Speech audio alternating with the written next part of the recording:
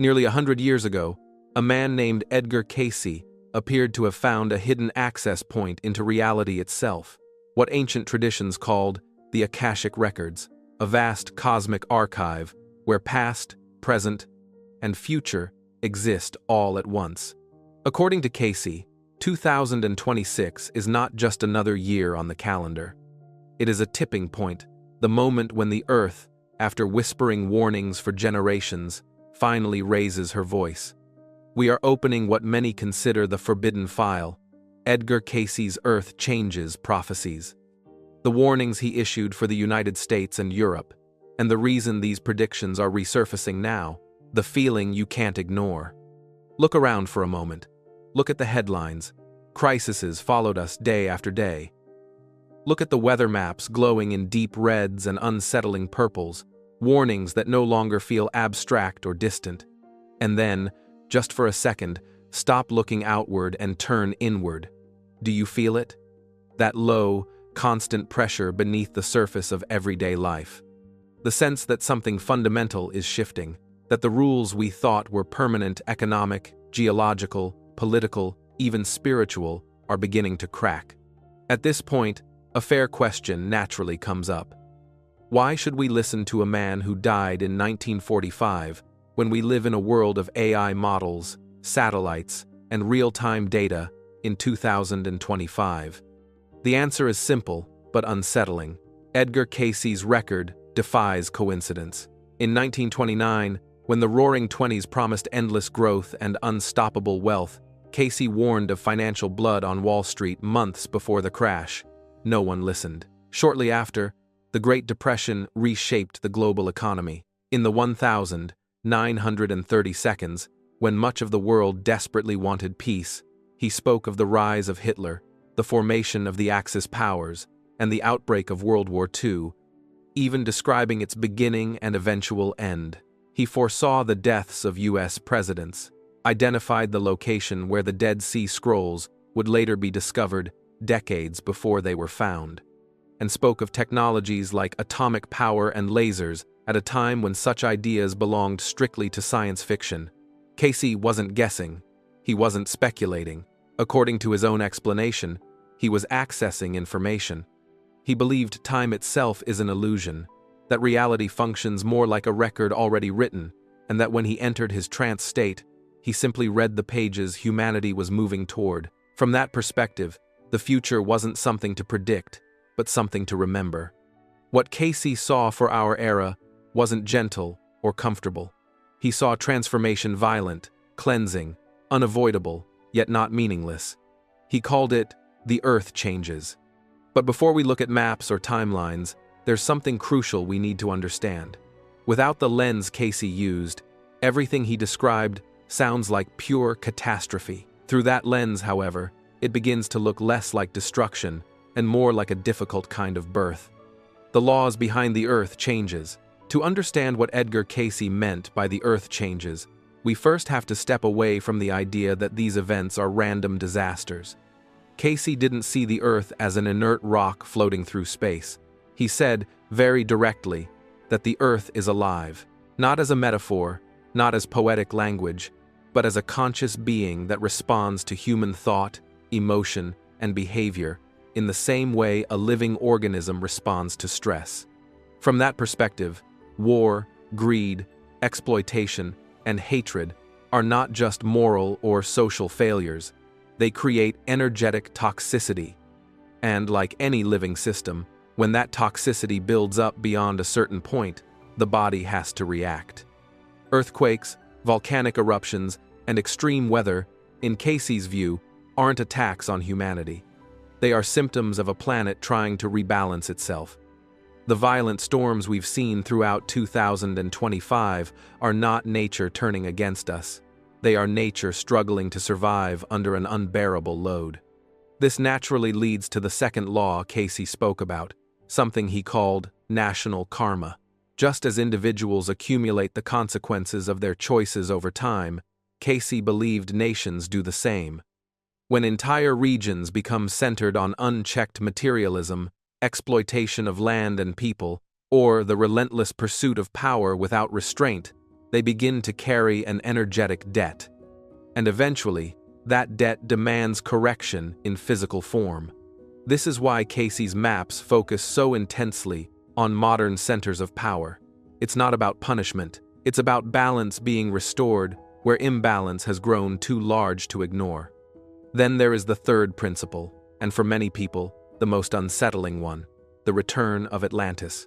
Cayce claimed that many souls alive today, particularly in America and Europe, once lived during that ancient, advanced civilization. According to his readings, Atlantis wasn't destroyed by ignorance, but by misuse of power. Advanced technology, disconnected from natural law and spiritual responsibility, became the very thing that led to its collapse. Cayce believed we are now back for a final lesson. The tools look different, but the temptation is the same. Today we call them artificial intelligence, nuclear energy, and systems that reshape the planet at scale, but the underlying test hasn't changed. Will we use power with wisdom, or repeat the same mistakes under new names? In that sense, the Earth changes are not just geological events. They are a mirror, reflecting a deeper choice humanity is being asked to make as we move toward 2026. America and Europe redefined. At this point, it begins to feel less like theory and more like a warning bell being rung by the Earth itself. So, take a breath, because this is where we open the file. Edgar Cayce didn't speak in vague language about some distant catastrophe. When it came to the United States, especially the West Coast, he was disturbingly specific. He spoke of fragmentation, not a single dramatic event, but a breaking apart of the land itself. According to Cayce, cities like Los Angeles and San Francisco, and much of California as a whole, would face destruction even before New York, as if the ground beneath them could no longer hold together. Cayce explained this by pointing to something deeper than fault lines and tectonic plates. He believed the West Coast sits atop the remnants of Lemuria, an ancient continent charged with powerful residual energy. In his view, the spiritual history of the land is now colliding with modern excess, creating tension that goes far beyond geology. The fault line, he said, isn't just physical, it's energetic. That's why he warned people to watch volcanoes around the world, especially along the Ring of Fire. These eruptions would act as triggers, setting off a chain of cascading events, and as we move toward the close of 2025, those warning signs are becoming harder and harder to dismiss. When Cayce turned his focus east, the tone of his visions shifted, but the urgency did not. He described sudden transformation rather than gradual change, land disappearing and coastlines shifting in what he called the twinkling of an eye. He spoke of a pole shift, a slippage of the Earth's crust, so powerful it would send oceans surging across continents.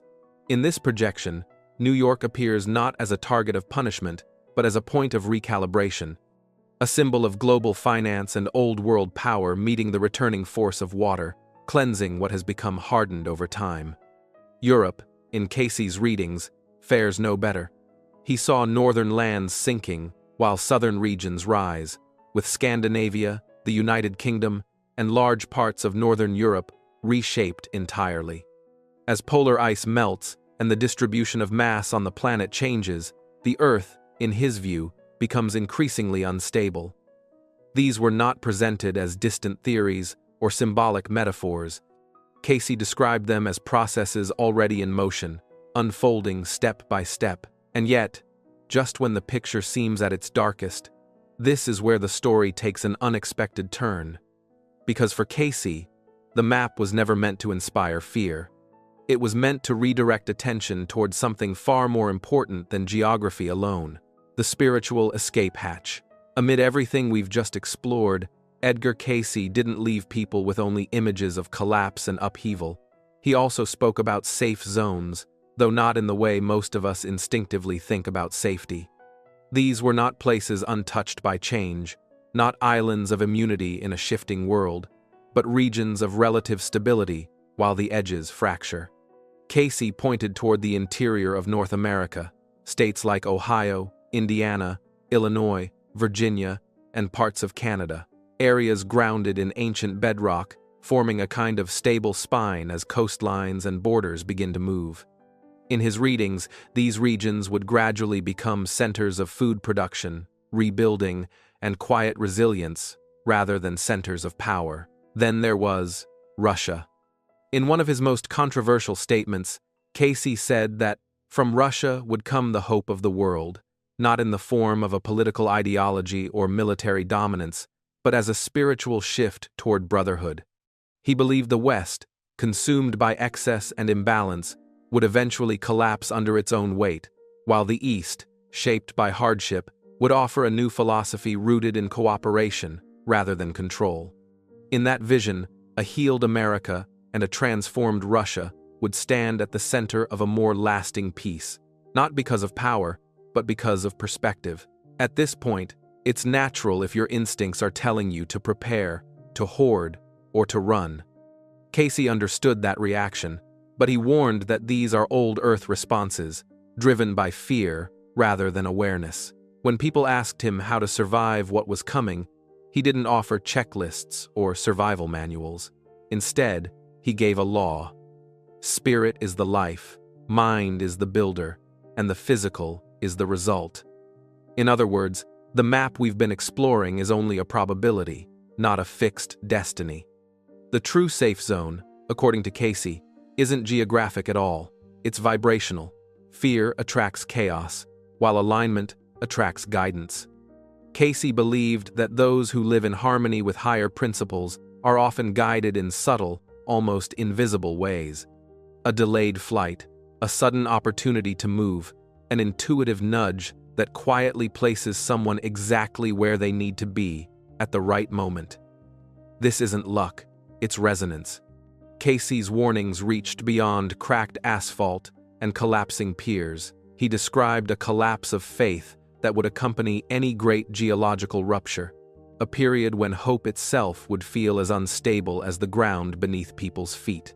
In his view, the shaking of the earth and the shaking of human trust were two expressions of the same fracture.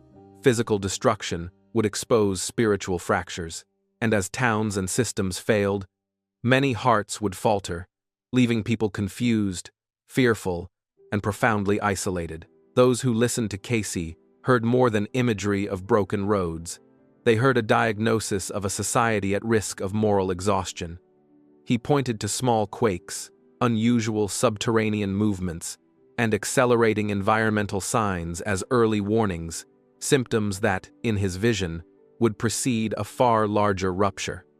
Once the first great break began in the South, he taught, the process would not stop. Stress would cascade along linked fault lines, and the resulting chaos would overwhelm ordinary mechanisms of comfort and control. Without warning systems that functioned or institutions capable of quick, humane responses, despair could spread as quickly as the water. What Cayce really wanted to say is when familiar places are lost, the social and spiritual scaffolding people rely on can dissolve with them. He imagined families uprooted in an instant, communities separated by new waterways, and entire neighborhoods rendered memory-scarred islands of loss. The sea he described did not arrive as a gentle tide, but as a rushing, violent force that erased the border between land and life, leaving survivors to grapple with grief, disorientation, and the difficult work of meaning-making. The consequences he sketched extended well beyond immediate suffering. Economic systems would falter, supply chains would break, and lines of communication that tie a functioning society together could be severed. Ports and highways, financial centers, and hubs of governance would face paralysis, and with that paralysis would come cascading shortages, insecure shelter, and the collapse of routine medical and social services. In such a scenario, fear would not be an abstract emotion, but a practical threat to survival, and spiritual resilience would become as vital as food, water, and shelter. Yet Cayce framed this bleak prospect with a purpose. The catastrophe was also a test, an opportunity for renewal. He insisted that the collapse of institutions could be the crucible that forces people to confront priorities, abandon selfish systems, and rebuild toward humility and community. In his vision, The spiritual reckoning called for more than prayer. It required solidarity, the revival of neighborly bonds, and a reorientation away from materialism and toward values that sustain collective life. This emphasis on moral recovery shaped the practical implications Cayce offered. Preparation, he argued, had to work on two levels simultaneously: tangible readiness through supplies, safe locations, and community planning, and inward readiness through faith, humility, and a willingness to serve others. The two strands, physical and spiritual, reinforce each other. Communities with strong networks of mutual aid and shared moral purpose are more likely to withstand shock, coordinate relief, and preserve hope when infrastructure falters. One quatrain speaks chillingly of a double-headed empire breaking at dawn and the return of an exile during a burning summer. Interpreters read the double-headed empire as a nation split into opposing centers of power, two rival authorities, two competing narratives, each claiming legitimacy, while the burning summer becomes shorthand for a season of mass protest, civil unrest, or even climate-driven disaster that inflames existing divisions. Seen together, these images suggest not just temporary disorder, but structural fracture, a polity that no longer functions as a single, coherent whole. Nostradamus's scattered verses also contain images that many link to the modern-day United States: a land across the Great Sea, a new world bathed in iron and fire, and a golden tower trembling beneath an eagle's shadow. These are poetic lines, but prophecy watchers treat symbols as signposts. The man of gold emerges repeatedly as a central figure, a leader enveloped in wealth, spectacle, and influence, a fast-rising celebrity politician who polarizes the public and accelerates division. In the contemporary frame, that description resonates strongly with a public figure associated with literal golden towers, vast personal fortune, and a media presence that mobilizes millions. The symbolism of the eagle, often used for America, that image captures a nation that is outwardly powerful yet inwardly disoriented. When an eagle falters, the ripple effects go beyond borders. A shaken U.S. projects instability globally, magnifying conflicts, unsettling alliances, and giving rise to opportunistic actors on the world stage. Thus, a domestic fracture becomes an international problem rather than a local crisis. The man of gold and the wounded eagle are not only political metaphors, they speak to identity and moral condition. When a nation's symbol is wounded, questions arise about collective purpose and conscience. When a leader becomes the focal point of both worship and revulsion, societal soul-searching begins. Ultimately, the divided nation portrait is both a warning and a call. It warns that a polarized polity, combined with dramatic leadership resurgence, can ignite broader instability, potentially reshaping not just domestic life, but the global order. It calls for sober reflection, reinforcing institutions, rebuilding civic trust, and renewing moral clarity, so that, should a storm come, the country responds with resilience rather than rupture. The transition. In 1934, in the old wooden room, filled with the faint scent of sea salt and paper, was Edgar Cayce once again had mysterious trances. His loyal stenographer, Gladys Davis, knew the rhythm well. She tightened her grip on her pencil, waiting for whatever vision would come next. "I see a figure," Cayce murmured, his eyes closed. "The builder of towers, a man of gold and flame. He rises high among men, yet builds upon sand." The builder of towers. It was an image both grand and fragile. A man of immense ambition and influence, someone who reached for greatness, yet laid his foundation on something unstable, temporary. Cayce continued, "He shall be both loved and loathed. His name shall fill the mouths of multitudes. And when the years of reckoning come, his throne shall tremble not by sword nor by sickness, but by the weight of truth revealed." The phrase, "weight of truth," wasn't destruction from outside forces, but rather from within, from hidden truths finally surfacing. Cayce didn't reveal us who is exactly this man, Instead, he said, he wears the crown of the merchant, he speaks for the forgotten, yet forgets the spirit. The house of the people shall rise against him, not in hate, but in karma, and he shall face judgment by his own making. The crown of the merchant hinted at someone bound to wealth and trade, a leader who gained power through commerce and persuasion, someone who claimed to represent the people but slowly lost touch with the spiritual essence of humanity. He continued, "And when the builder falls, another shall arise not of gold, but of stone, silent, steadfast, gray in presence, yet luminous within." Cayce's notes hinted at something unusual, that this new leader would not emerge from power or ambition, but from compassion. He described this person as the one who would rise when her land was exhausted, when people had grown weary from endless conflict and disappointment.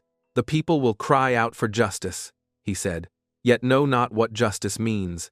Their hearts will be torn between memory and fear, and the banners of old loyalties will crumble in their hands." Cayce keeps continue to warn us. In that hour of confusion, when faith in men has faded, that man shall come forth not as conqueror, for his weapon shall not be the sword, not as deceiver, for his tongue shall carry no venom. He shall come as mender, one who binds the broken edges of a divided house. His power will not come from command, but from compassion. After a collapse, Cayce saw a leader born not from comfort or privilege, but from trial and hardship, someone whose authority would come from scars healed into wisdom, rather than from trophies polished for show. He called her the woman of light, and his portrait of her is quietly radical. She carries the wounds of her people as a crown. She knows sorrow intimately, and lets that sorrow teach her, and she knows division so that she can answer it with empathy rather than rhetoric. Cayce told us that the new leader is not a ruler in the old sense, staking claim to power and commanding obedience, but a restorer who patches what has been torn. Her tools are not swords or decrees, but patience, listening, and a steadiness of purpose that draws others toward repair. Where the age of kings was measured in pomp and spectacle, the age she ushers in is measured by kinship.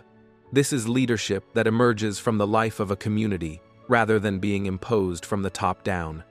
Cayce said, "When the land grows most weary and hope seems but an ember in the ashes, look not to the thunder, but to the quiet flame." That quiet flame, he implies, will not be found in dramatic entrances or viral moments, but in the small, steady acts that restore confidence. The teacher who refuses to give up on a class, the community organizer who sits in a room until people begin to trust one another again, the nurse who shows up for a forgotten patient. These are not glamorous scenes, but they are the crucible in which genuine renewal is forged. Cayce called the time after her rise the age of renewal. When the mender takes her place, he said, the shadow that cloaked the land shall begin to lift.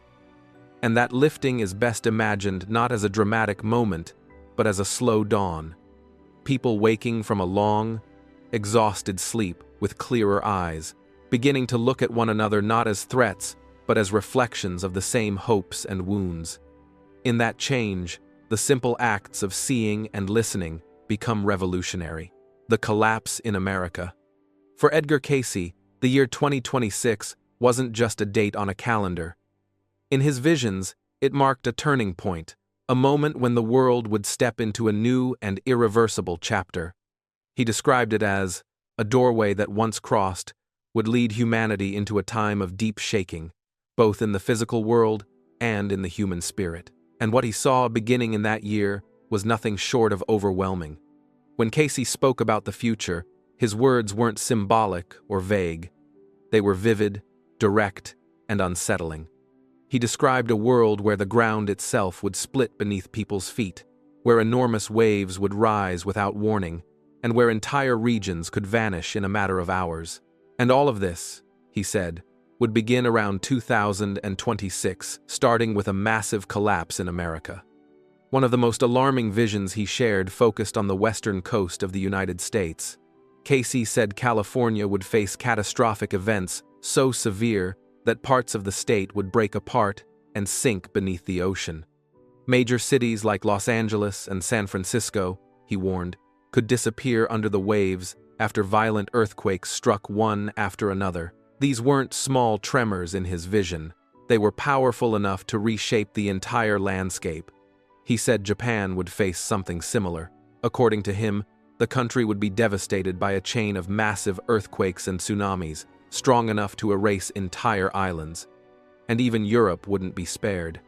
Cayce saw parts of the continent breaking apart, with rising seas and destructive floods swallowing regions that had existed for centuries. But to him, these events were never just geological. They were deeply connected to the spiritual state of humanity. Cayce often described the Earth as a living creation of God, not simply a planet made of rock and water, but a spiritual being that responds to the condition of the human soul. When people drift away from God, when greed, pride, and hatred take root, the Earth reacts, not out of anger, but as part of a divine order that restores balance. He believed these disasters were warning signs allowed by God to awaken a world that had lost its moral center. In Cayce's view, nature acts the way the human body does when something is wrong. A fever rises, not to harm, but to heal. In the same way, the storms, the earthquakes, and the fires were meant to remind humanity that we are not the ones in control. He once said, "The earth will shake, the waters will rise, and fire will come, not to destroy blindly, but to remind man that he is not in control." It was his way of telling us that the physical world and the spiritual world are more connected than we think. The Second Coming. Edgar Cayce's predictions about the Second Coming of Christ are among his most intriguing and controversial. Cayce, a devout Christian, believed that the return of Christ would be a pivotal event in human history, marking the end of an age of materialism and the beginning of a new era of spiritual awakening. Cayce suggested that the Second Coming would occur sometime soon. He did not give a specific date, but indicated that it would happen during a period of great global upheaval and change. According to Cayce, the period preceding the Second Coming would be marked by widespread chaos, conflict, and natural disasters. He predicted wars, economic collapse, and social unrest on a global scale, as well as an increase in earthquakes, hurricanes, and other catastrophic events.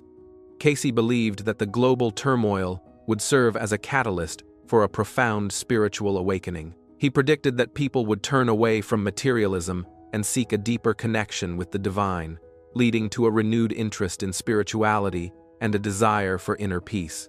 Cayce's visions of the Second Coming described Christ returning not as a physical being, but as a spiritual presence that would manifest in the hearts and minds of people all over the world. He believed that this presence would guide humanity toward a new era of love, compassion, and unity. Cayce predicted that the Second Coming would lead to the establishment of a new world order based on spiritual principles.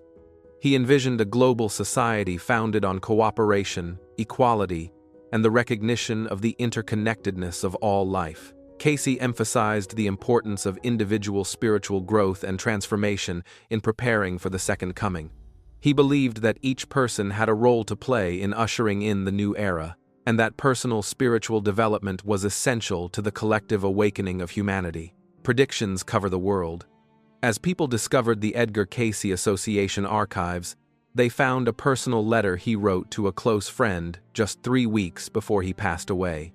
In the letter, he said, "My dear friend, the visions about 2026 have become so clear and insistent that I can no longer ignore them.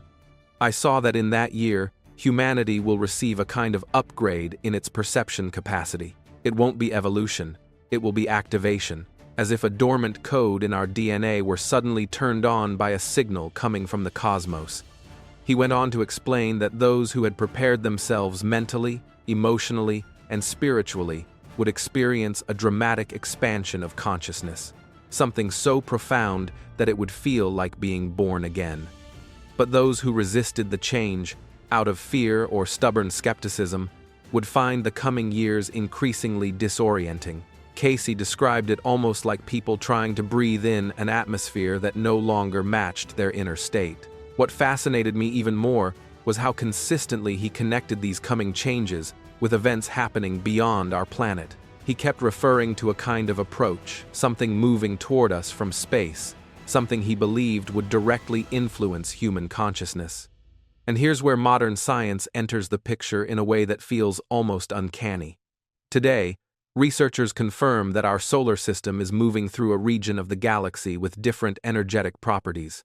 Some scientists even suggest that shifts in this cosmic environment could influence human biology, including our neurological processes. Cayce seemed to describe this very phenomenon decades before anyone talked about it publicly. He said he saw energy waves coming from the center of the galaxy, waves that would reach Earth in 2026 and activate parts of the human brain that had been dormant for millennia. He insisted these waves wouldn't be visible nor measurable with current instruments, but their impact would be unmistakable. It will be as if all of humanity receives a message simultaneously, he explained. Not a message made of words, but of understanding. And those capable of receiving it would unlock abilities they never imagined were possible. If Cayce was right, and honestly, the more I study his predictions, the harder it becomes to dismiss them. Then 2026 isn't just another year. It's the moment where everything we think we know about human reality will be challenged. For Cayce, the question was never if these changes would happen. The real question was, will you be ready for them? He didn't leave people without guidance. Cayce spoke repeatedly about how those living through this transition should prepare. Meditation, for example, wasn't something he viewed as strictly spiritual. It was a form of training, a way to expand the mind's capacity to receive new information. He encouraged people to develop their intuition and to learn how to trust their inner voice. But more than anything, he emphasized maintaining an open mind and a compassionate heart, warning that judgment and rigid thinking would create resistance that could block a person from participating in the coming transformation. And then there was one final revelation, one he never shared publicly during his lifetime. According to notes discovered decades later, Cayce confided only to his wife, Gertrude, that 2026 wouldn't mark just the awakening of humanity. It would also mark the return of something or someone that had been absent from Earth for a long time. He spoke of teachers returning, beings of extraordinary consciousness who had once walked among ancient civilizations. Cayce said they would return quietly, not as saviors or religious icons, but as gentle guides, influencing those who were ready to awaken. They will be among us again, he whispered in his final days, but only those with eyes to see will recognize them. The most haunting part of all this comes from Cayce's last recorded words about his visions of 2026. His secretary, Gladys Davis, documented them on January 3, 1945, just 2 days before he died. He said, "The year 2026 will be remembered as the moment when humanity stopped being merely human, not through technology or evolution, but through awakening to who we really are and always have been. Those who embrace this truth will discover they are capable of much more than they ever dreamed. Those who reject it will remain trapped in a reality that no longer exists." And now, here we are, standing only a short distance away from the year that consumed the final months of the greatest modern seer's life. You might think this is just another dramatic theory, another prediction that will fade like so many others, but what if it doesn't? What if Cayce really saw something we haven't fully understood yet? What if the changes he described are already happening, quietly reshaping our world in ways we're just beginning to notice? Because if you're honest with yourself, you can feel it, can't you? That strange sense that the world is shifting, that we're approaching something big, something that feels both overwhelming and strangely familiar. Maybe that feeling is exactly what Cayce was trying to warn us about. Maybe it's the first sign that the awakening he described has already begun. Edgar Cayce's prophecy for Donald Trump in 2026 will blow your mind. What if I told you that a man who died 80 years ago might have already seen what's coming for Donald Trump and for all of us in 2026? It sounds unbelievable, doesn't it? This story is about Edgar Cayce, a quiet, soft-spoken man from Kentucky who became known around the world as the Sleeping Prophet. Between 1901 and 1944, Cayce gave more than 14,000 readings while in a trance-like sleep state. He spoke of world wars long before they happened, of financial collapses that matched reality to the year, of rising seas, shifting weather, and global transformation. And hidden among those thousands of readings is something that seems to point directly to the time we're living in now, and to one man at the center of it all, Donald Trump. He didn't claim to be a god, a seer, or a political prophet, yet somehow, his words appear to describe the exact kind of crisis, division, and awakening that our world and America is now facing. So, what did Edgar Cayce really say about the years leading up to 2026? What role does Donald Trump play in this unfolding story? And could Cayce's predictions actually reveal the turning point that changes not only America's destiny but humanity's future? The Great Change Time. Edgar Cayce called it the Great Change Time. It wasn't just another prophecy, it was his vision of a defining era for America, a time when the nation would be forced to look in the mirror and face its deepest divisions. The records of his readings, still preserved today at the Association for Research and Enlightenment in Virginia Beach, continue to draw the attention of scientists and researchers from all over the world. Buried among those thousands of transcripts are predictions that seem to describe the very struggles we're witnessing right now. Cayce spoke of a period when America would undergo its greatest test, not just politically, but spiritually. He said a leader would emerge during a time of immense turmoil, someone who would divide the nation like never before. There would be economic instability, natural disasters, and a crisis that would test the soul of the country itself. He called this moment the Great Change. To Cayce, it wasn't the end of the world, it was a reckoning, a breaking down of old systems so that something new could be born. Cayce didn't just predict chaos in general terms, he outlined a sequence of events that he said would unfold in the mid-2020s. When you compare those readings to what's happening now politically, economically, and socially, the resemblance is hard to ignore. He spoke of a return, a re-emergence of a controversial figure who would spark both hope and fear. And he tied this return directly to the year 2026, calling it a great reckoning for America. Now, to be clear, Cayce never mentioned Donald Trump by name. He couldn't have. Trump was born a year after Cayce's death, but Cayce often described patterns and archetypes instead of individuals. He talked about a builder, a man associated with towers and gold, someone who would rise to power, promising to restore greatness, but would ultimately face an unprecedented trial.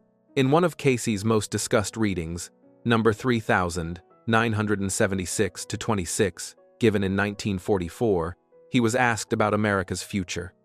His response was chilling. He spoke of upheavals in the political system, of people questioning their most basic beliefs, of a shifting of the poles. Many early researchers took that to mean a physical pole shift, the Earth itself changing. But modern scholars of Cayce's work believe he was speaking symbolically. The poles were political. They represented the extreme polarization we now see tearing at the heart of American society. In that same reading, Cayce described a time around 2026 when a leader who had once been celebrated and later rejected would face his ultimate test. He spoke of towers falling, not necessarily physical structures, but symbols of power and influence collapsing. He said this leader would be given a second chance, a return, but that the second rise would bring not peace, but chaos, the very storm he had once promised to stop. So, Trump's entire image has revolved around towers, Trump Tower, the gleaming skyscrapers bearing his name, the golden decor that defined his empire. Cayce's references to towers and gold in the context of America's future leadership feel almost prophetic. But Cayce didn't stop at metaphor. He also tied these events to astrological cycles, something he frequently referenced in his readings. He said that certain planetary alignments would mark critical turning points for nations and leaders. Modern researchers studying Cayce's astrological notes found that several of those key alignments converge in late 2026. According to Cayce, This alignment signifies a moment of reckoning, a time when overreaching leaders fall and the balance of power shifts irreversibly. So what did Cayce say would actually happen during this period? He predicted that when this controversial leader returned to power, his second time in office would bring three major crises, each one striking faster than the last. And together, they would test not only that leader's strength, but the very resilience of America itself. The three crises. When Cayce spoke of the coming period, he didn't offer a single catastrophe, but a sequence of shocks that would arrive in quick succession and amplify one another. He described three major crises: economic, environmental, and constitutional, and the way they would interact is what makes the picture so dangerous. Taken together, these crises would not simply test policies or leaders, they would test the resilience of American institutions, the resolve of communities, and the moral choices of ordinary citizens. To understand why Cayce's words still ring so loudly today, it helps to look at each crisis in turn and how, in his framework, each one triggers and magnifies the next. First is the economic collapse, Cayce called a crumbling of false foundations. He pictured systems built on debt, speculation, and fragile international arrangements suddenly unraveling, and he emphasized the abruptness of the shock, a collapse that catches people asleep at the wheel. What makes that image feel relevant now is the way economic policy and geopolitics are intertwined. Trade disputes, tariffs, and the weakening of alliances can ripple through supply chains and credit systems faster than most people realize. In Cayce's narrative, the leader's own aggressive economic posture measures meant to protect or boost the nation becomes the catalyst that exposes those fragile underpinnings. For a time, early wins or apparent strength mask deeper fragility. Then, when the external pressures align, the whole structure begins to collapse. The result is a global market shock that doesn't stay confined to Wall Street but flows into Main Street, into jobs, pensions, and international trust, and leaves governments scrambling for options they don't actually have. The second crisis is environmental, and here Cayce's long history of earth change prophecies comes into play. He specifically warned about water-related catastrophes on America's East Coast floods, storm surges, and weather events that exceed preparation plans, while also referencing severe events elsewhere, like major disruptions on the West Coast.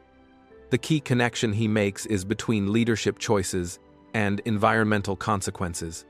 When leaders dismiss warnings, roll back protections, or prioritize short-term gains over resilience, ecosystems respond in ways that accelerate disasters.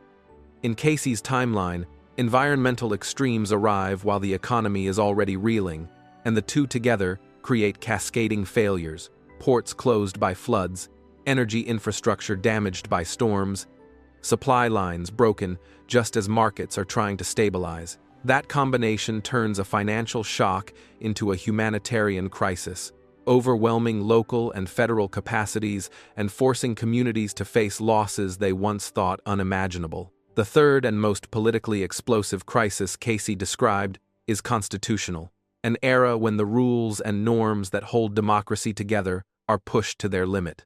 He used phrases like civil strife and the judgment of the builders to explain a moment when legal and moral reckonings converge.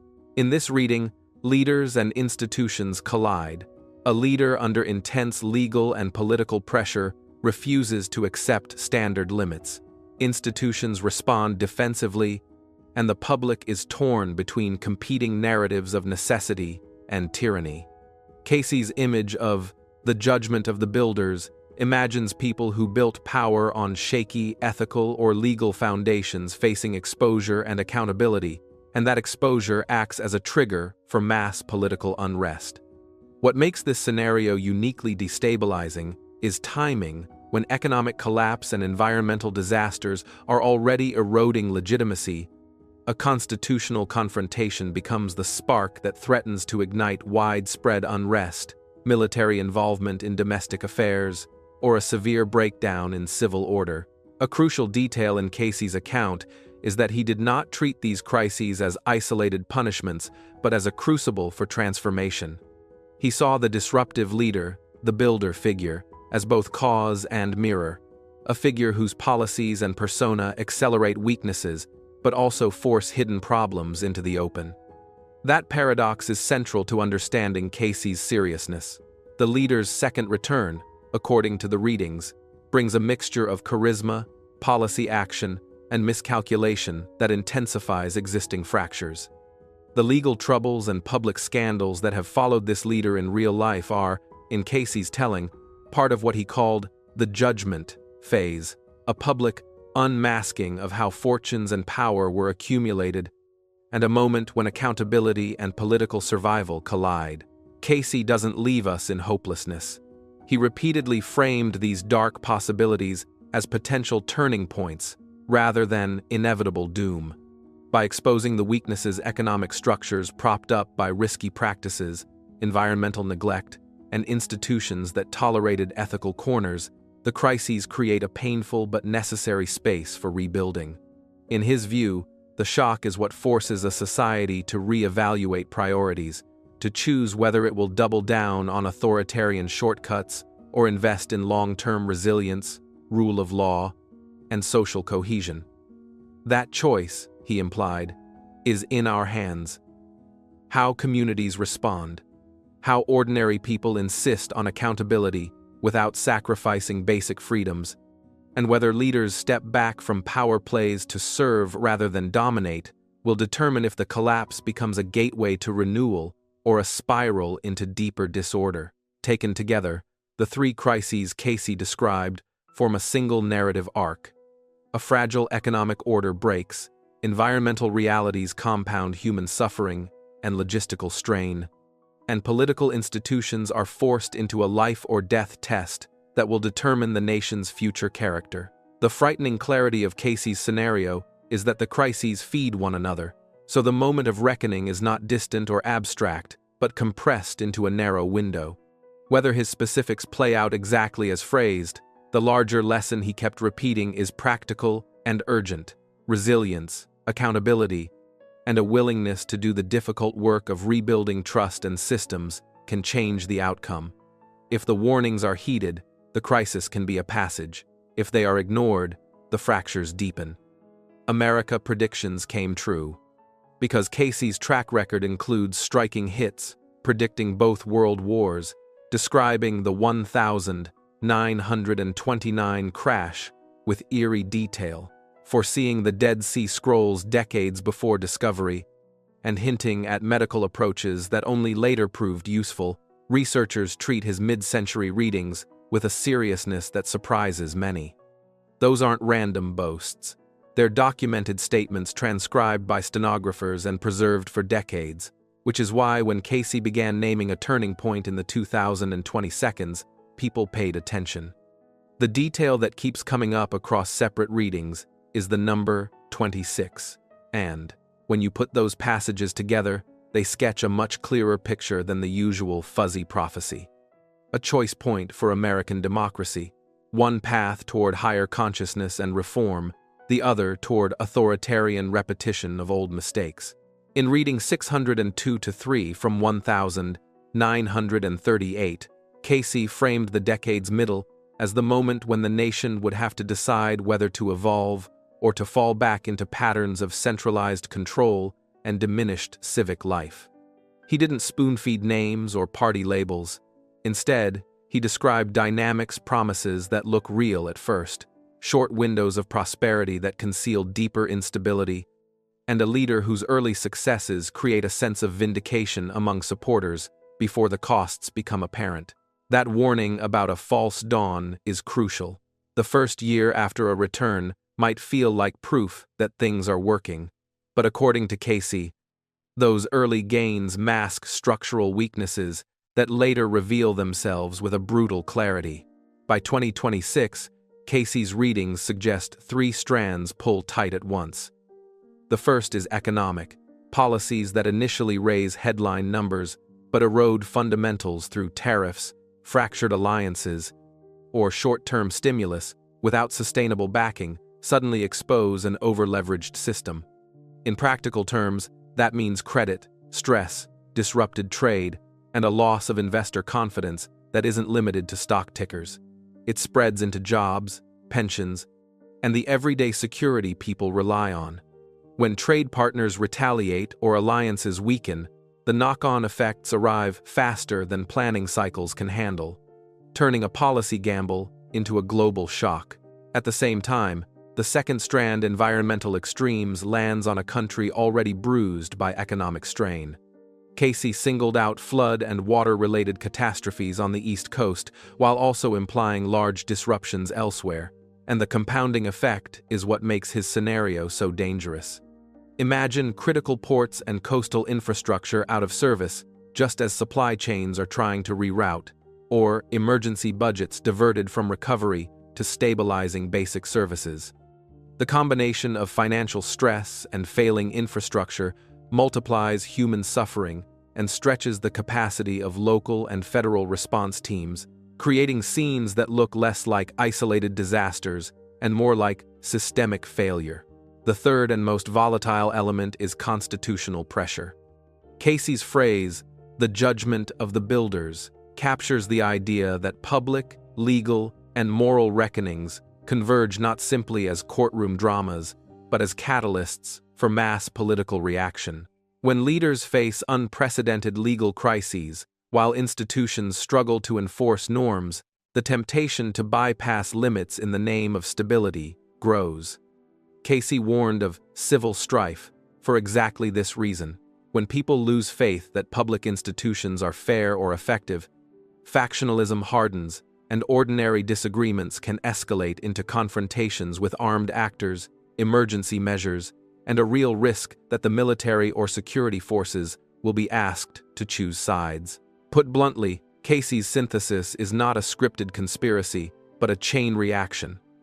Policy missteps shake the economy, environmental shocks break logistics and safety nets, and political polarization turns legal battles into existential disputes about the nature of government. The striking claim is that the leader who catalyzes this sequence is simultaneously the symbol of both the problem and the opportunity. A builder whose rise exposes the rot and forces a public reckoning over values, priorities, and the rules that hold society together.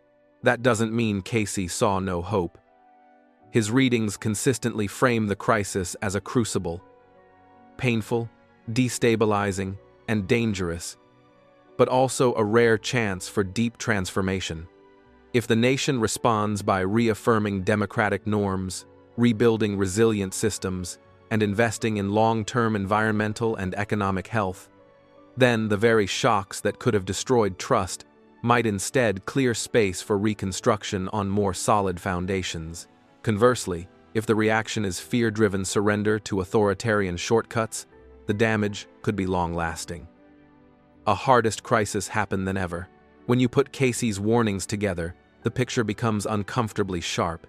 He didn't merely sketch theoretical risks, he described a moment when America could very nearly break inward, a time when the strain of economic collapse, environmental disaster, and political polarization would push ordinary institutions to make extraordinary choices.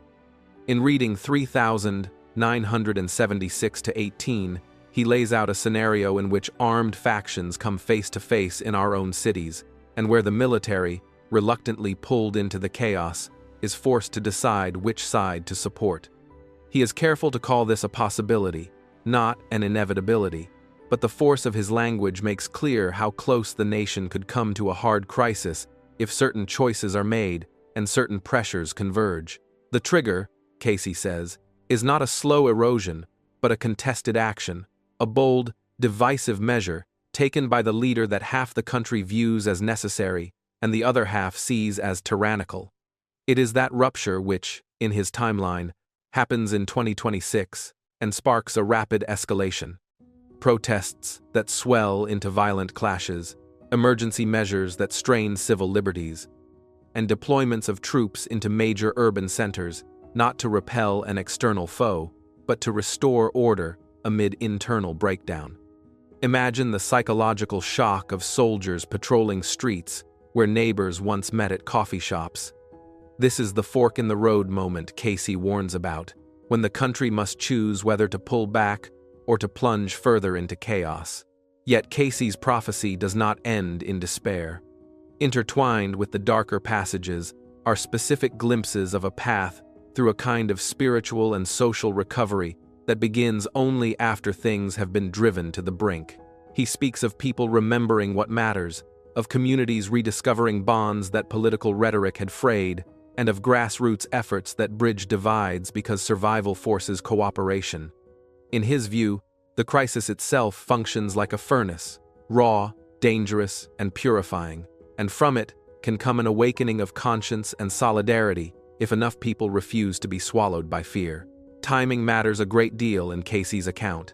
He flags the late summer to autumn window of 2026 as particularly critical, and he singles out November, the month of the midterm elections, as a defining moment. He envisions elections that are not ordinary contests over policy, but a referendum on the nature of governance itself, a moment when procedural choices will be read as existential ones. The results, he suggests, would surprise everyone. Neither party would capture the narrative they expected, and the apparent winner-loser calculus would be complicated by new alignments and shocks that reshuffle the political map. One of the more striking and hopeful threads in Cayce's readings is the appearance of what he calls the unexpected ally. This is not a conventional politician, but a healer-type figure who steps forward from outside the usual arenas of power. Their strength, Cayce implies, lies in practical problem-solving and in the ability to appeal to common human needs rather than to partisan ideology, drawing together people who had become estranged. Whether this figure is already known to the public or has yet to emerge, Cayce paints them as someone whose presence helps stabilize fractured communities and provide an alternative narrative to polarization. All of this matters because we're not reading an ancient prophecy in a vacuum. We are living in 2025, and the pieces Cayce pointed to a returning controversial leader, deeper divisions, a fraying international order, and mounting economic and environmental warning signs feel alarmingly present. That proximity is why his writings still stir debate. The readings function both as a warning and as a call to action. They ask us to notice the pressure points, to strengthen civic institutions, to refuse simplistic answers that trade liberty for the illusion of security, and to look for those practical leaders who can heal rather than inflame. The Awakeness Year. The year 2026, according to Cayce, marks a pivotal moment in human history. It's described as an epoch where a collective awakening occurs the world. He believed that by 2026, humanity would experience a significant spiritual awakening, leading to a deeper connection with our inner selves and a greater awareness of our interconnectedness with all living beings. This prediction resonates with the increasing interest in mindfulness, meditation, and holistic well-being practices in our modern society. As scientific and technological advancements have dominated our collective focus, many have found themselves feeling increasingly disconnected from a sense of meaning and purpose in their lives. That is what Edgar Cayce saw long ago, and he believed that 2024 is the perfect time for everyone to awaken.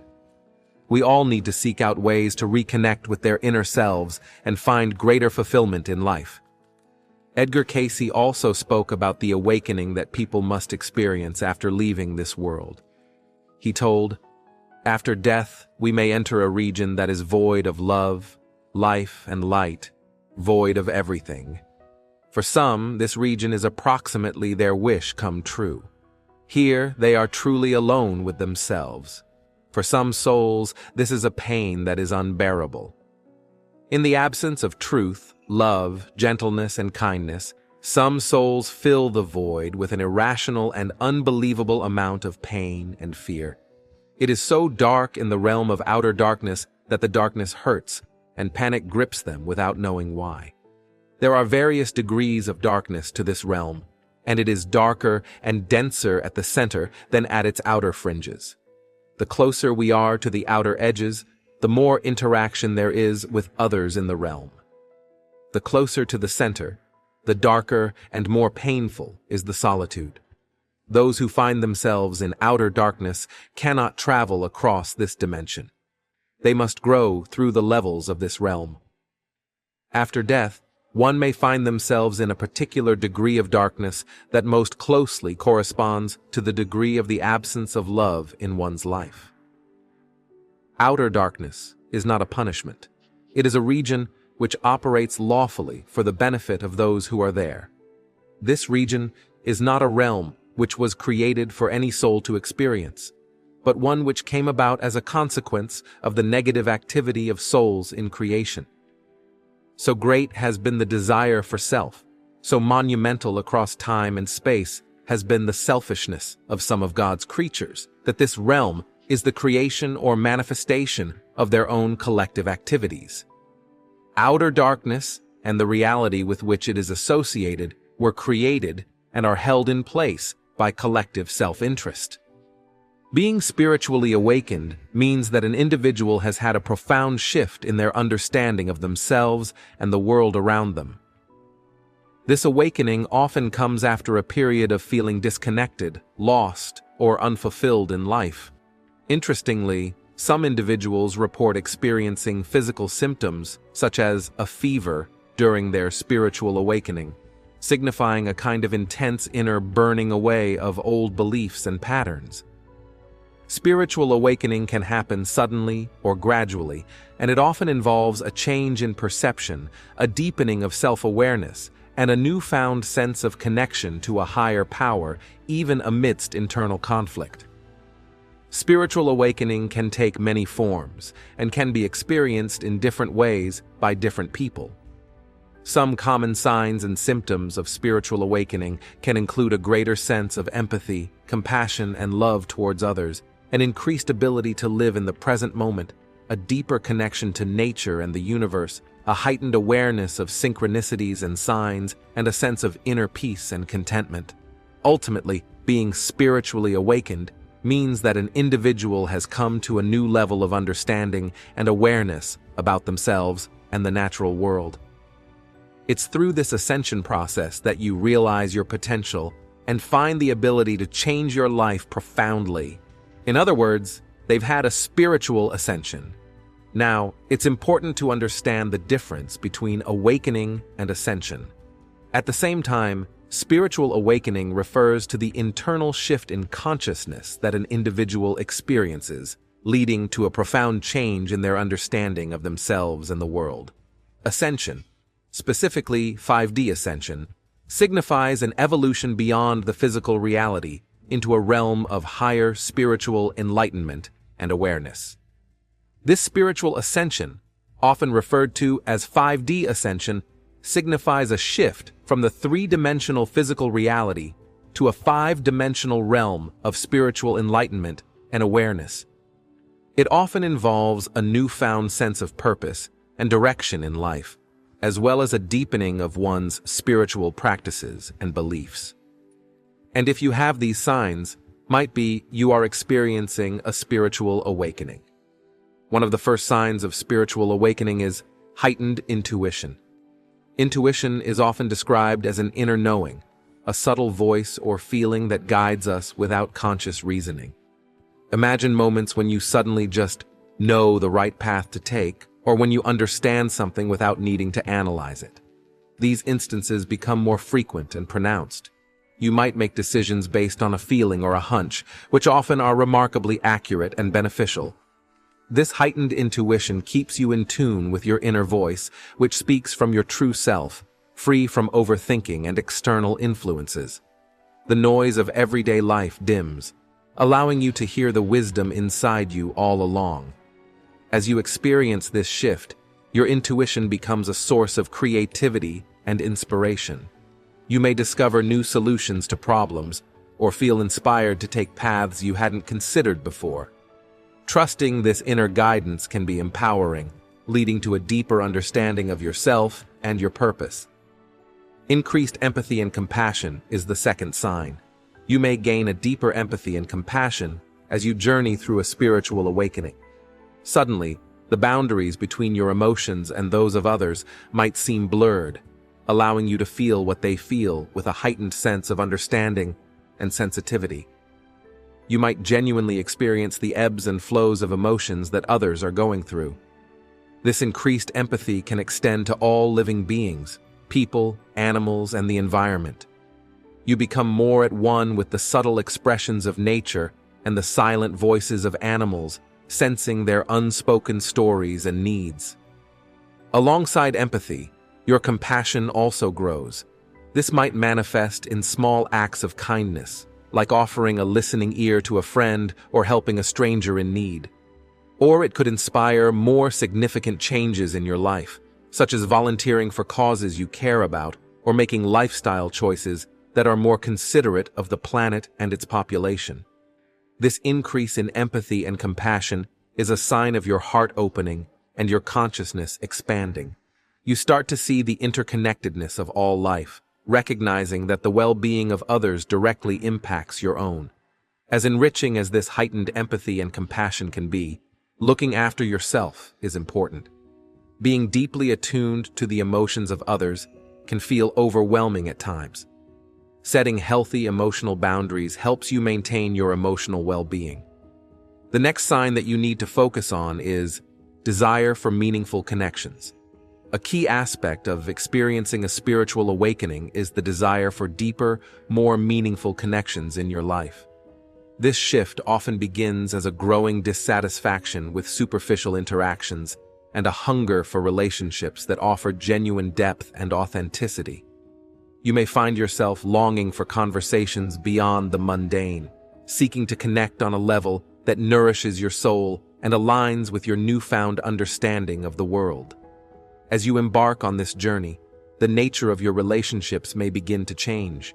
You might gravitate towards people who share your values and perspectives or challenge you to grow and think in new ways. You might seek out those who understand and respect your journey in your friendships, offering support and wisdom.